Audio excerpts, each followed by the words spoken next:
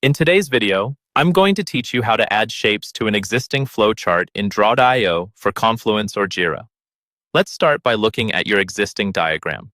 Imagine you already have a flowchart laid out on the canvas with shapes connected by arrows. Now you want to expand it by inserting new steps or adding related elements without breaking what's already there.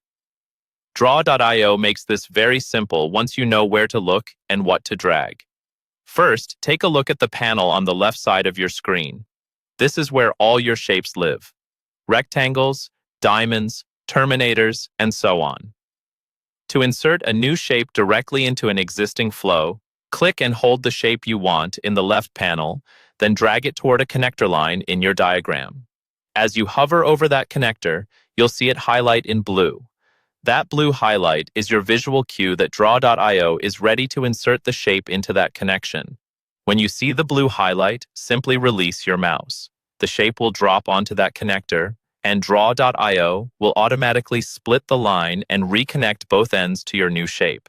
This is a great way to add a new step between two existing steps without manually redrawing arrows. Next, let's talk about another powerful option: using the direction arrows on a selected shape. Click once on any shape in your diagram to select it. You'll notice small blue arrows appearing around the sides of that shape, usually pointing up, down, left, and right. These arrows are shortcuts for quickly adding connected shapes. Hover over one of these arrows and click it. Draw.io will automatically create a new shape in that direction and connect it with an arrow from the original shape.